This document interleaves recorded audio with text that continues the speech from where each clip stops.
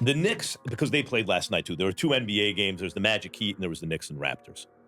Magic beat the Heat, Knicks beat the Raptors. And Bridges, the Knicks gave up a lot for. A lot of picks. They gave up a lot for Bridges. When you see like what Durant was eventually moved for, it's like that. Yeah, but see, this is the problem. You're saying I they have. didn't give up a lot for Bridges? I'm not saying they did not give up a lot, but again, when you're in a situation where you feel like if we get this player, okay, wait, stay right there. This is what I'm saying. So I think of a guy like Desmond Bane. Getting back to Bane, if you have a team of 5 guys who all do their job as well as Desmond Bane does his job, you can win a championship, in my opinion. Yes. Like at Bill James, the baseball's, godfather of sabermetrics in baseball, once did this, and I thought it was interesting because I used to think about this because I'm a sports nut, is like, at what point, if you said of all time or in the league right now, if you took the NBA, all NBA 1, 2, 3, 4, at what point do you no longer have a championship team? At the all NBA 6 level, 7 level, 8 level, right? There are 30 starters at each position. If you have a Desmond Bane level player at each position, I think you can win a championship. If you have a Mikal, well, we just saw that. If you have a Mikal Bridges level player at every position, I don't think so. I think he's good, but you're going to need a little bit more in certain areas now. Well, see, you're just counting one thing. Go ahead. Whatever you think Mikal Bridges lack, and he's good. I like Bridges. He does what he's supposed to do. You're basing it off a skill set, right? No. I'm basing it off of how highly pitched each skill is. Like, you could have someone, you mentioned a bag. You could have someone who's a very well-rounded player, and 2 players, both very well-rounded. But one of them has a talent just pitched a little higher. They both shoot the 3 really well, but one shoots 38 and one shoots 42%. They both. But what if one lacks IQ? That's one of the things you're checking for sure. Yeah, but then the other thing is, what if he also lacks IQ and willingness? I think that's a good point, and I understand it, and I agree with it. I'm trying to talk about the Knicks for a second, though. Because you're from New York, or you just want to talk about maybe, but because I think it's interesting right now, and this is the point that I'm trying to make, is that you can have guys on a team where at every position they do what you want them to do and still not win a championship, because you're not playing in a vacuum. You're playing against 29 other teams, and a lot of them are really good. Even if they don't have every position doing exactly what you need, they have some dudes who are just so good that they can make up some of the difference, right? Right. So the Knicks are a team. Look, if Josh Hart shot the ball better, they would have almost everyone on that team doing what you want them to do, right? They have a really nice situation. If Mitch had a better free throw, if he was a better free throw shooter, right? Yeah, but just like, I mean, of course you want every. But what I'm saying is, then it becomes an issue of not just do you have all the positions and do they do what they're supposed to do and do they have well-rounded skill sets for what their job entails, right? But at what level are they functioning? But you're not going to have 4 guys on the team doing things better than they already doing. Like, that's like... No. I'm using the example of Desmond Bane because I need a guy to play defense. I need a guy to shoot. And whatever, and fit into a team concept. And that's what he does. He's really the only shooter on that team. But Max's analogy wouldn't work with LeBron being on the Knicks, because he would actually bring down some of those guys due to his play style, his dominant play style, especially being an older player. Instead of the ball moving in that free-flowing Mike Brown offense, guys would have to guess of when he's going to give them the ball.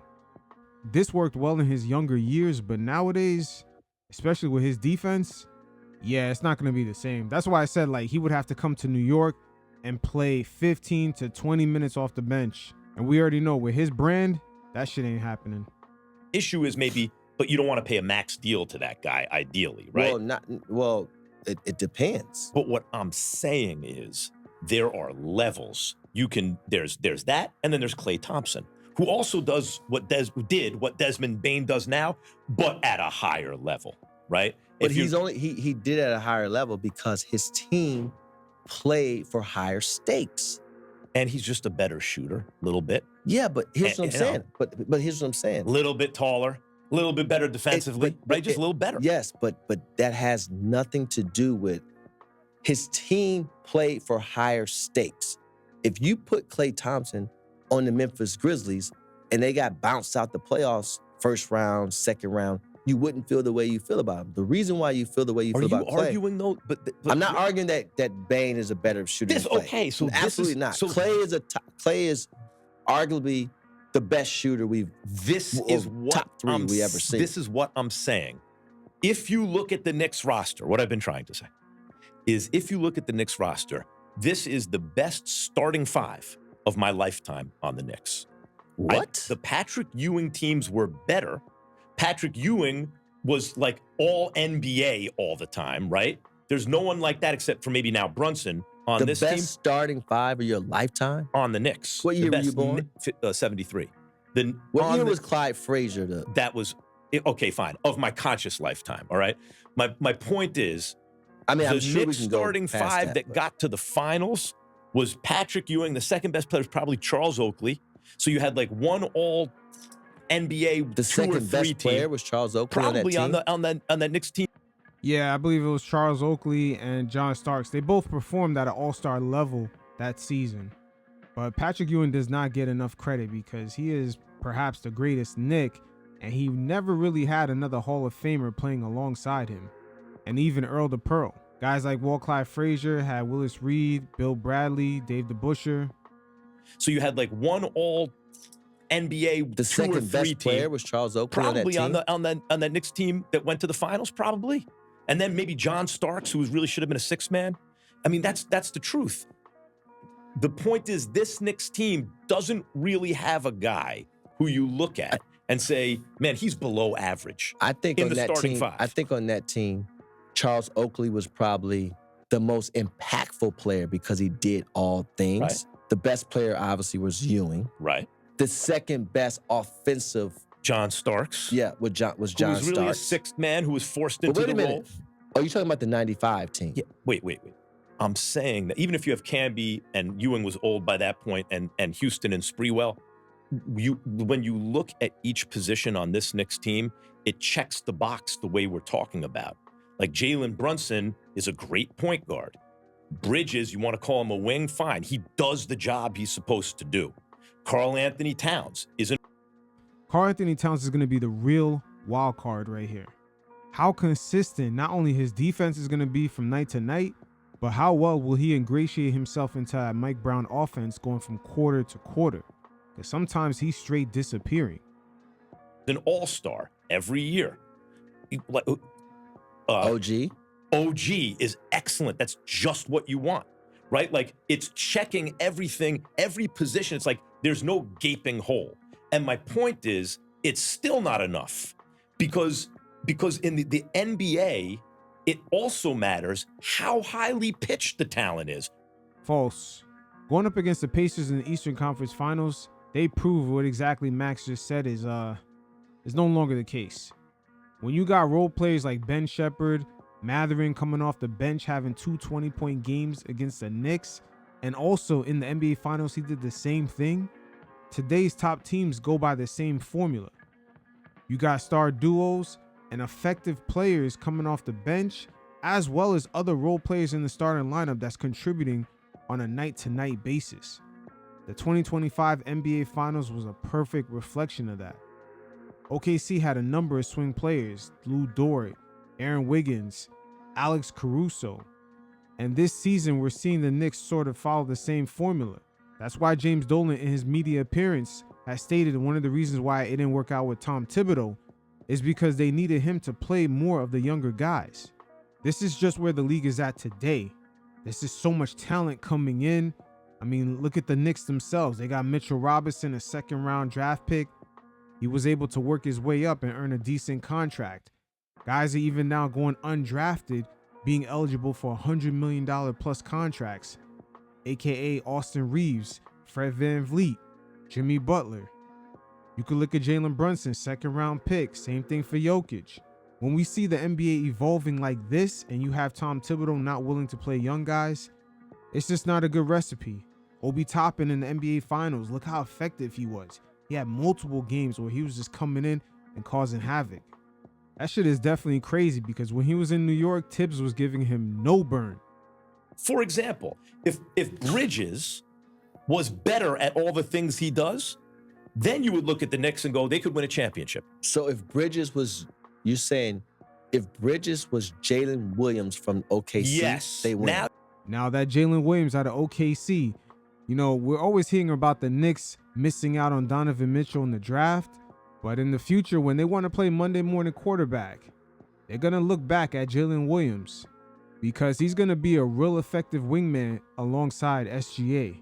They're on a trajectory of being today's Michael Jordan and Scottie Pippen. As crazy as that sounds, Jalen Williams on his come up did not get any NIL. He wasn't highly recruited. He didn't get any of the praises most of the top draft picks get when coming into the league. And at the age of 24, I gotta say, he's done something that Jaylen Brown and Jason Tatum, when they were on their come up trying to get to the finals, he got over that playoff hump a lot quicker alongside SGA. They got back-to-back seasons at the top of the Western Conference. They not only got into the finals, but they won over 80 games last season. First NBA All-Defense for J-Dub. I'm telling you, so far, they got the makings of perhaps finishing as one of the top duos to ever do it. That's if things continue on the up and up. So that was another steal in the draft by Sam Presti. Once again, the Knicks, they had a chance to draft him. But it shows you how deep some of these drafts really are. Just talent levels just getting up there. Look at them differently. You'd say, you know what? They're getting out of the East. They're probably getting out of the East, at least. Right? Yes, this is what I'm saying. So you can rank these guys. So if Bridges was Durant, they win. If Bridges, Kevin Durant, Knicks win the championship. This is what I'm saying. My Why point do you is, think the Knicks you went and can, let me ask you a question. You can rank players. Why do you think the Knicks went and got Mikal Bridges? That's what they thought they needed. No, but why? Because I would describe him as 3 and B plus. He can do what you're looking for. And also, if you need him to do a little more, at least they were hoping, he could do a little more. And I think in retrospect, and I like Bridges a lot, he's a good player. I like him. I'm glad he's on the Knicks. If he was a little bit more of what they thought they were getting, the Knicks would be viewed differently right now. I believe Mikal Bridges is exactly what the Knicks thought they were getting. And that's why the move to get Mike Brown was pretty genius, because now he's going to integrate a more free-flowing offense. And that's where you see Bridges really thrives off of. The whole Tom Thibodeau, Jalen Brunson just beating the ball down. We all seen Bridges really couldn't find his way in that. I think Mikal Bridges is a winning player. Agreed. I think he's a guy that will do whatever the coach asks him to do. I think they went and got Mikal Bridges because the year before, if I'm not mistaken, they lost to who? Boston in the playoffs? Right. Right. And that Boston team had Holiday at the time. Brown, Tatum. No, they lost to Indiana. Could be a misstep on Max's part, but at the end of the day, the real purpose of this show is sort of to serve as a medium to prevent all the arrows from coming LeBron James's way, and they're giving out small hints here and there of what exactly is their next moves, and they're sort of trying to control the narrative. Right, and that Boston team had Holiday at the time. Brown, Tatum. So now you go and get OG. You already have Josh Hart, and you get Mikal, because when the going gets tough, you need defenders to guard those guys. I agree. We're saying the same. Yeah, I'm saying but if the Knicks, the talent is pitched higher, I just think I don't. You don't believe in the talent? No, I believe Max is talking about a different era of the NBA. He's not talking about today. It changed so fucking fast that even when Stephen Curry was doing his thing back in the mid-2010s, even that era is outdated. The talent level today, even coming out of the middle of the draft and even the undrafted, is a lot higher than in previous decades. I think the Knicks could have got there last year and won the championship last year. They could not, obviously. Yeah, but again, 2 years ago they were snake bit and they got hurt. Last year, Indiana was better last year. No, I think playoff series are about momentum. Something changes you may get into a little shooting funk. It's little things that happen. It could be a defensive scheme. It could be the team is just hot. Like, it's all these different things. I watched that, and what I saw was Knicks got unlucky 2 years ago. They were a better team than Indiana, period. They would have beaten Indiana. They were too banged up. They were missing players. Facts. But yet, Jalen Brunson was still able to take the Knicks over the reigning MVP, Joel Embiid. That shit does not get talked about enough. But going into last season in that loss in the Eastern Conference Finals, Indiana definitely was a championship team in disguise. And they really took that mask off when they got to the finals. I believe had Leon Rose in the Knicks front office actually waited before firing Tibbs and just kind of let that finals pass by, their reevaluations on the job that he did would be a lot different. So they lost to Indiana. In the rematch the following year, Indiana ascended and became a better team than the Knicks. I think the Knicks are a surface level trade away from making it to the finals.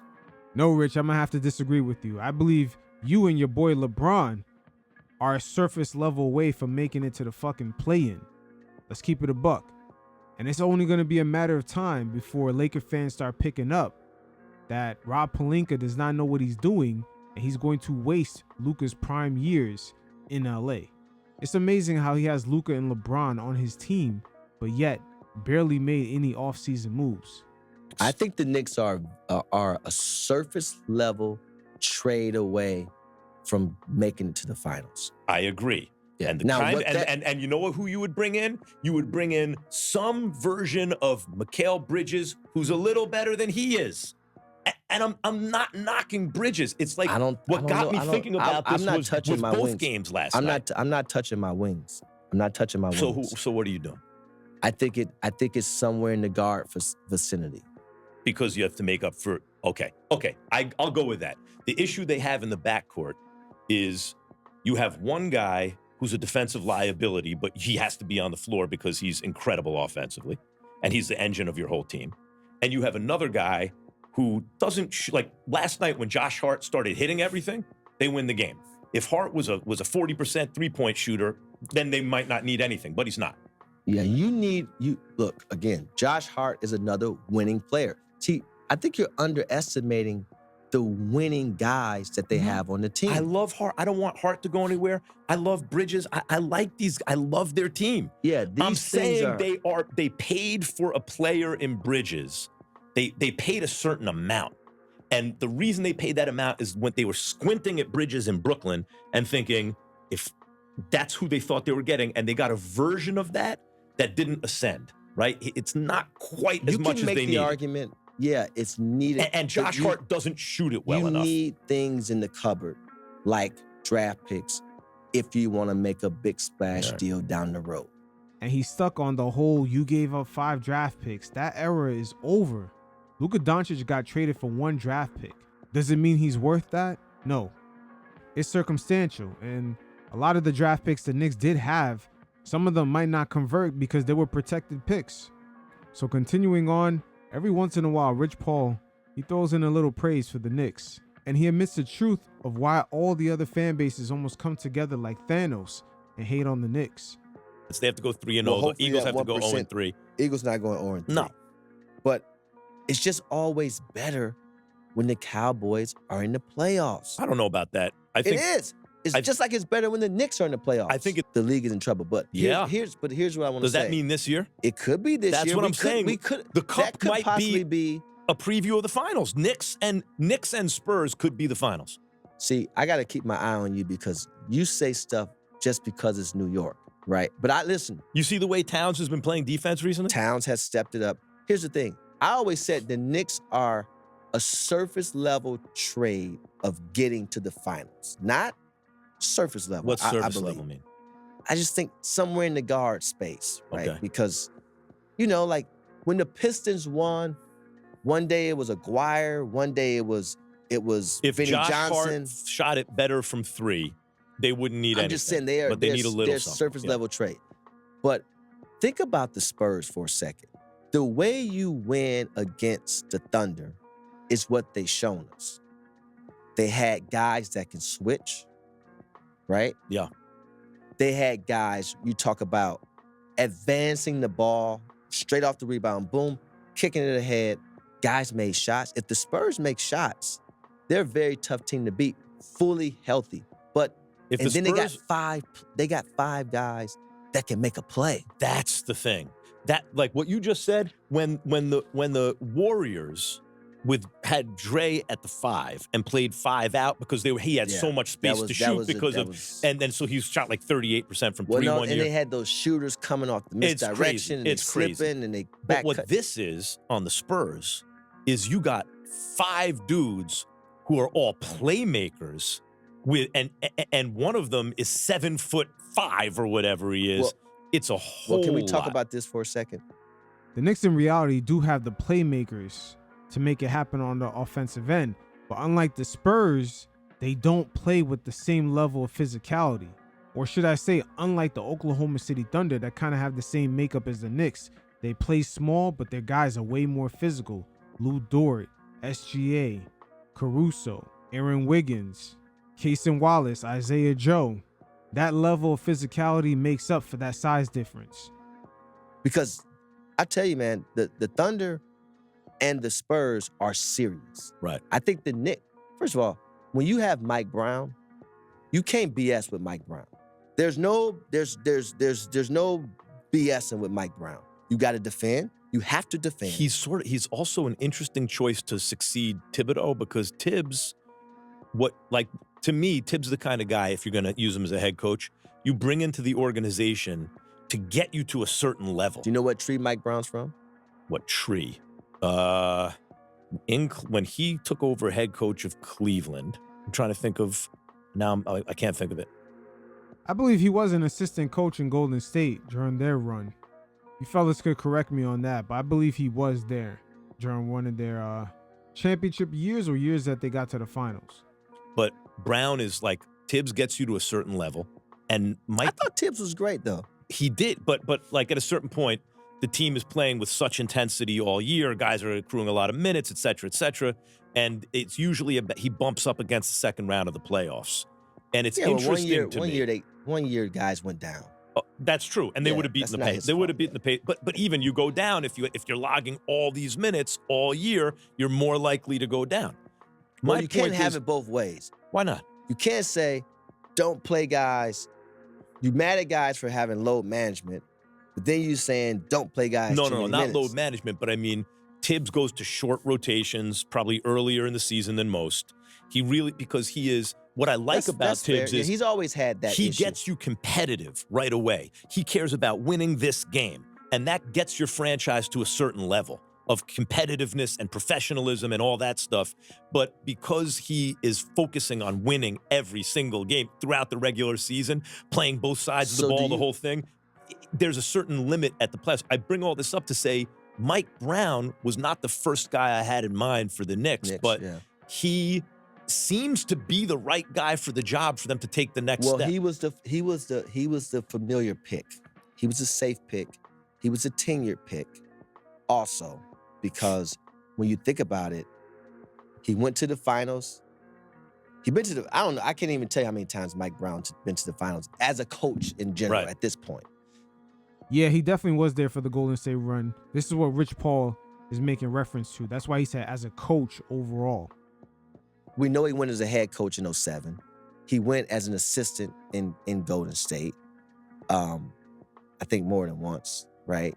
So when you really put everything on the board, I mean, who's actually more suited? But let me ask you this question. This leads to something. Do you think Tibbs was, sometimes guys become head coaches because they just become head coaches, but do you think they have more value as assistant head coaches? Yeah.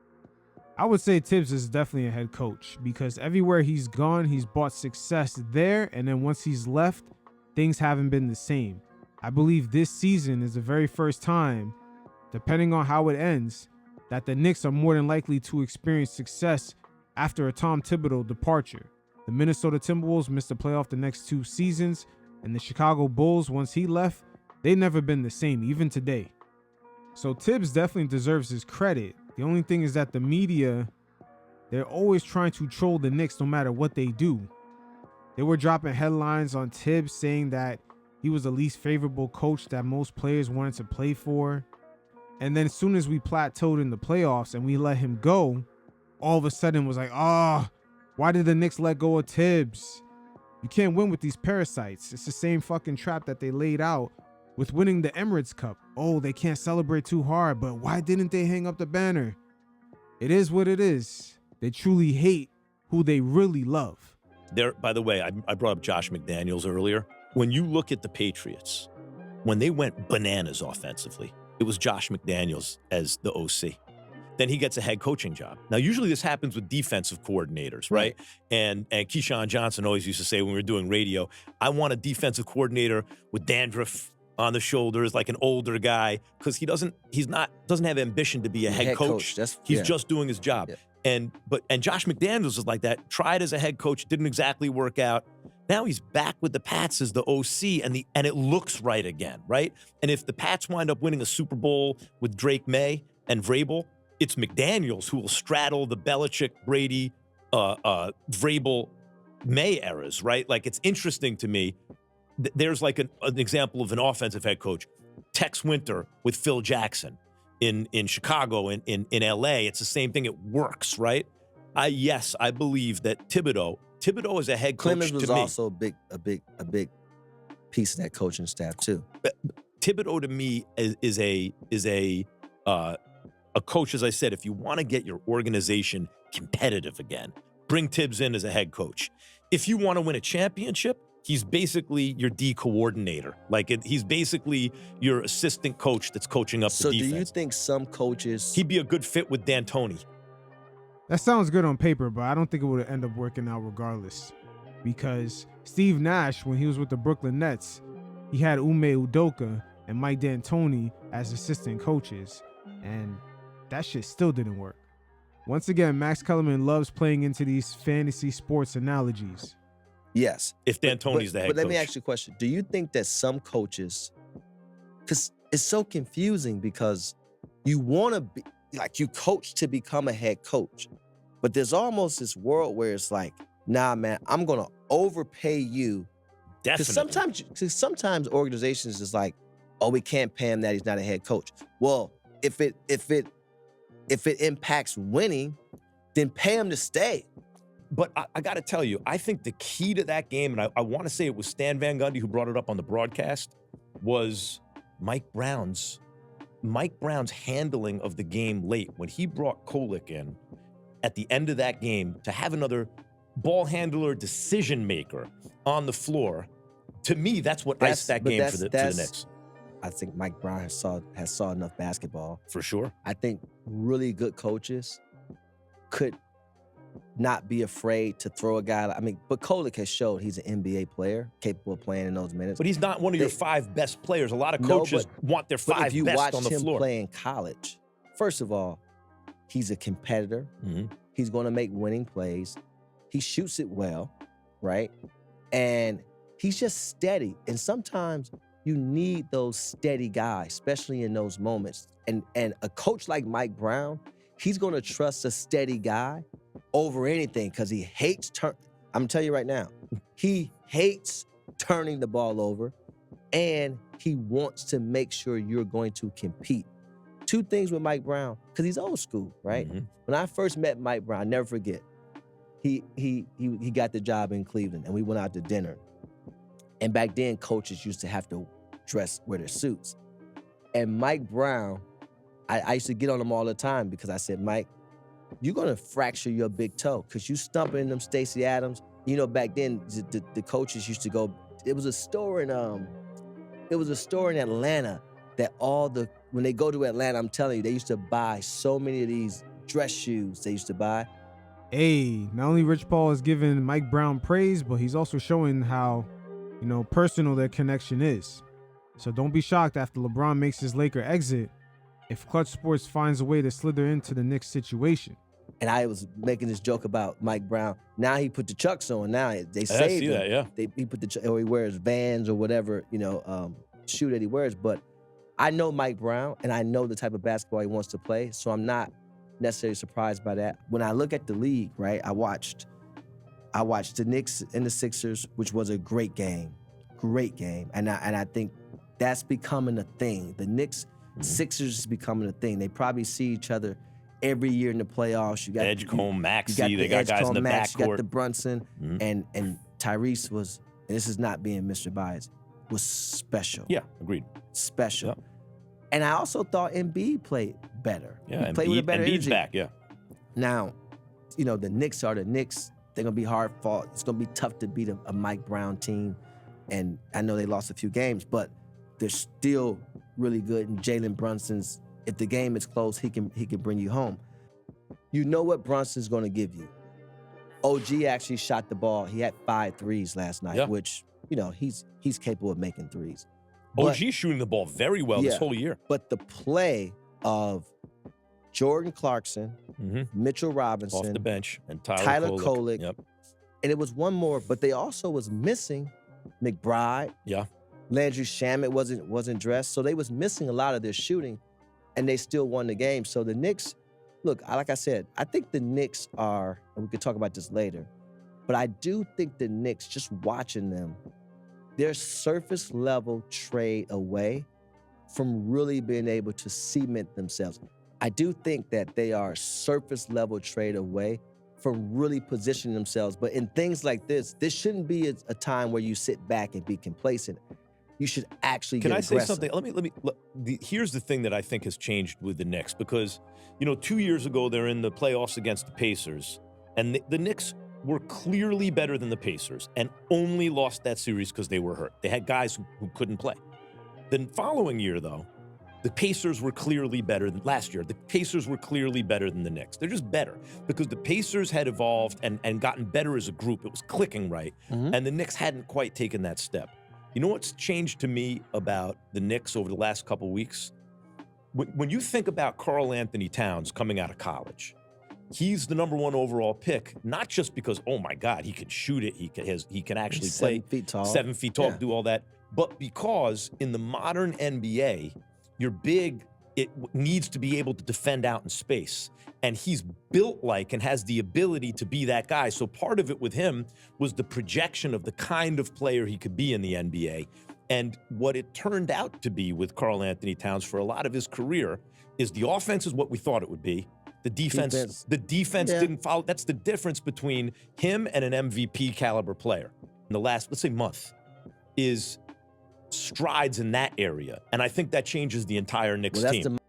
It definitely does. And if Karl Anthony Towns could shoot anywhere from 8 to 11 free throws a game and just increase the number of assists that he's getting, that would completely change the whole aura of this team. Mike, that's the Mike Brown effect. I think Mike Brown. Hey, once again, Rich Paul praising Mike Brown. LeBron and Clutch Sports is trying to sneak their way in. They know the vibes. Was when Jalen Brunson got the MVP last night, but the MVP to me was the coach. The MVP to me was Mike Brown last night. Well, 2 things Mike Brown, I believe, added to the Knicks, and one Thibodeau always had too. The difference is, and I think Mike actually got this from his time with the Warriors, is he's added, both him and Tibbs, you have to give a valiant effort. Right. They are effort guys, no question about it. But I think where Mike Brown makes a difference is now pace. And when you talk about the Pacers beating the Knicks beat the Knicks because of their pace. And depth. Facts. That game 6 in that fourth quarter, the Knicks were gassed, especially Jalen Brunson. The Pacers had Nembhard beating down on his ass ever since the game 1 tip-off. And to counteract that, this season we're seeing a lot more different guys bringing up the ball. Josh Hart, Mikal Bridges, just take that load off of Brunson, because Rick Carlisle, I gotta say, he fucking was doing 3D chess moves to just get the Knicks to be in the position that they were in game 6, just being gassed, trying to keep up with the Pacers bench, just dropping 35 points a game. I mean, you can even look at game 5, even though the Knicks won that game, the Pacers bench still dropped almost 60 points. Shit is crazy. The Pacers beat the Knicks because of their pace. And depth. Pace of play. Yeah, but really pace of, and they had guys that really, but wait, let's stop right there. The difference between Mike Brown and Thibodeau to me Mike Brown's more sophisticated. Mike Brown understands that, yes, we'd like to win today, but the way we're going to win is important because, as you said, a lot of the NBA regular season is getting ready for the playoffs if you're a good team. And Mike Brown understands we can't have 5 guys getting all the minutes and then have no bench to have McBride that and maybe Mitch that we can rely on. But I can't say, I'll say Mike Brown, again, taking it away from Tibbs, is just as sophisticated. You know why? Because he learned, because we don't know what Mike Brown would have done prior to, but knowing, like, if you're coaching after someone else is just there, and it's up to you to recognize what they were doing then you wrong. Start at a certain... So, right, you start at like a certain Rick point. Carlisle and Larry Brown with the Pistons back in the same you start thing. at a certain point. Rick Carlisle gets you all the way there, and then the guy puts you over the top. I don't know if that's sophistication, but it's definitely an astute thing I think to Mike Brown, I hear you. I think Mike Brown, I think this hits you. I think it hits Mike Brown. I think it hits a lot of people in LeBron James's orbit throughout his career, where they don't get enough credit for what they've done because the snap judgment, it's not that people are being lazy. It's that people are living their lives and they got to have a lot of information to take in and come to these kind of quick conclusions is, well, he's there because of LeBron James. Well, he got people think of him this way because of LeBron James. I think Mike Brown suffers from that when, in fact, it's what's not recognized is the kind of coach he is. What he like as a Knicks, as a little kid who used to be a big Knicks fan. And you still are, Max, but I get where you're going with this. But once again, peep the way that they're discussing Mike Brown and all the praise and just the way they're branding him within this podcast medium. Not only they're making a soft pitch, but they're also elevating Mike Brown's name. All the topics that they have discussed is very carefully crafted. Make no mistake about it. In me watching that, it's like when you watch the Tibbs team, you knew that they're not going to win a championship. They're going to burn out. They don't have a bench. He doesn't trust the bench. They're not going to be ready when they're called upon. And this team, completely different. Completely different. You brought up Clarkson, Mitch, Kolek. and Kolek. Yeah. That's Mike Brown. That's using what you got and not overworking your guys. And I think Knicks fans should be feeling good about the way they're going to be positioned in the playoffs. What I saw yesterday, different than what I saw before, especially the previous Knicks teams, was he was able to get Brunson off the ball. Yeah. And not that he's getting them off of it, to get it back in different ways. That makes the defense kind of shift and move around a little bit. Work a little harder. Especially when you're putting a bigger guy on Brunson, because that's the only way. Because Brunson is very brolic. Yep. And he's crafty as well. And he really shoots the ball really well from 3 if you go under or catch and shoot. And the catch and shoot portion is something that Mike Brown this season has unlocked fully with Brunson, because I haven't really seen him in that position since he was in Dallas with Luka. And as the season continues to progress, we're slowly seeing Jalen Brunson elevate his game into, I would say, the James Harden, Mike D'Antoni years when it comes to the proficiency of his shots. If you go under or catch and shoot, and obviously he comes up in big moments. But that's what I see different. I see a guy like Brunson being able to get off the ball, go back and get into his pick and roll actions. And then, again, you got guys slipping, you got guys, they're advancing the ball, you're hitting the short corner, you're making the ball is moving a lot more than it did in the Tibbs offense. And not only the ball is moving a lot more, but also Brunson is killing guys in the paint. Every time he touches the paint, he is deadly. Looking like Patrick Ewing in there without the post up. That's better, evolution. The ball is moving. Adjustments are made. But I still think if I'm the Knicks and I'm looking at our situation, I'm saying, okay, we're good. We're good. The East is a little depleted. It's a little. Who do you want to bring in? All over the place. I definitely think it's from a guard perspective. If you're dissecting, if you break it, what is your playoff rotation? Because you got to cut it to 8 or 9, right? Yeah, I think we know what it is. So if you're looking at that, I'm really looking at how do I improve the back 4? Well, so who drops out? So you have your 5 starters plus Mitch, Clarkson, McBride, Kolek. Who's dropping out of that? Well, you forgot Shamit too. Shamit. That's 5 guys. That's 5 off. guys. You're right. I mean, you could play 10. You're not playing 12. But you're not playing one of those 5. You're not playing if you're bringing in someone else. See, Hey, all of us Knicks fans, these are embarrassment of riches that it feels good. I'm not going to lie. That's a lot of players to try to find minutes for. think in the playoffs, right? And this is why depth matters. And I always say this to teams. And this is what players have to understand about being role players. In the playoffs, it's about each series and the style of the fight in each series. Right. There may be a playoff series where Clarkson matters, right? And you have to lean on that. But there also may be a playoff series where you need Kolek, you need 2 ball handlers. So it's about having that depth. When you say bring in a guard, are you talking about a guard who can also defend, a guard who can play make, a guard who can shoot? I think you're not going to get all those, or it's a star. No, I think so what are you looking at? I think a little bit more size. Okay. Right. Yeah, and that's a good idea. And that can also play with Brunson. Mm-hmm. I like Josh Hart starting, but Josh Hart's the type of player, he's going to do whatever you ask him to do anyway. And this is the issue with the Knicks structurally. Josh Hart needs to shoot it better from long range. If Josh Hart shot the 3, like he's had a couple seasons in his career where he's not doing it well enough. If he shot the 3 well enough, let's say at least 35% or above for the season, then they're okay. Then the starting 5 is the way you want it. The fact is, the reason you think that about Josh Hart, because he does everything else, is he doesn't shoot it well enough. Yeah, well, he's never going to shoot it like a Desmond Bane would shoot it, but maybe I'm trying to think of a player that kind of turned themselves into a shooter like that. And that's where I got to say right here, the Knicks structurally, they're going to have to make another Manuel Quickly type of decision. Like one of the fan favorites is going to have to go for a more complete player that checks all the boxes. He has the size, he could shoot, and he could defend multiple positions. For example, a perfect fit would be someone like Trey Murphy down in New Orleans. But in order to make that happen, there's going to have to be another type of Emmanuel Quickly situation where the fans are seeing a favorite leave the team. It could be Deuce McBride. It could even be Josh Hart. Decisions. And teams that normally elevate into that next level, they make these hard choices.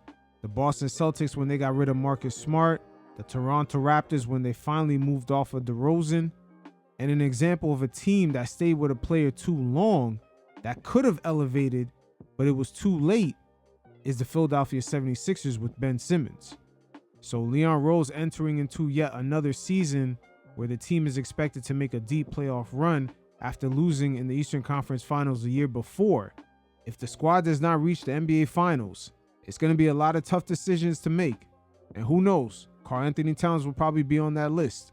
On a good team. A guard that I mean, it's possible. That came in known for their defense. Yeah. Hustle, Josh Hart gets extra possessions. Tony Allen ever have any seasons where he shot it a little? I mean, it happens when Tony has shot it. Yeah, he shot it okay a couple. But he was I mentioned so Draymond good the other day, not a guard, but Draymond had a season where I think he shot 38 from 3. Well, if they win that game 7, he wins the MVP of the finals. For sure. Yeah. But I mean, I think that I think when you have a guy like Karl Anthony Towns, if you're playing him at the 5, right, then you have enough spacing on the floor that Josh Hart should be getting really good looks. Like everyone on the floor can. OG's shooting it well. Mikal Bridges shoots it well. Obviously Brunson. Josh Hart's he should be getting good looks enough for him to shoot it well. But again, he's not. When Josh Hart shoots it well, they look like they're beating teams. Not really to good turn teams. him into somebody he's not going to be. Yeah. Just go get that guy. Yeah. Well, just going. I'm just saying. I never like to be complacent, and sometimes I think teams, you ride this regular season with that, and then you get to a place and you need something. It's like no. Who, Rich? Who?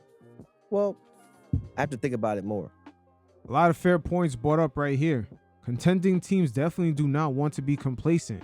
Look at the Golden State Warriors, even after losing the finals in 2016, going after Kevin Durant. So if there's no final appearance for the Knicks this season, we could expect some of our fan favorites to possibly be shipped out.